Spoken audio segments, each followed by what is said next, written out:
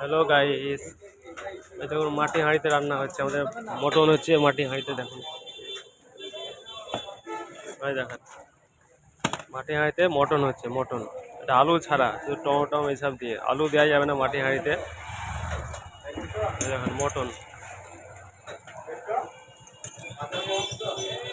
এটা হচ্ছে মটন হাঁড়িতে হচ্ছে। অনেকটা টাইম লাগে মটন মাটি হাঁড়িতে রান্না। রেডি করা আছে একটা ইয়ে, এটা আলু দিয়ে হবে, এটা কড়াইয়ে। কড়াইয়ের মধ্যে হবে মাটি হাঁড়িতে মটন। দেখতে পাচ্ছেন আস্তে আস্তে স্টিমে হচ্ছে। এটা মটন, খাসির মাংস। প্রচুর টাইম লাগে তো মাটি হাঁড়িতে। টেস্টও আলাদা আছে, কুকার থেকে টেস্ট আলাদা টেস্ট। আমার দোকান ঠিকানা আছে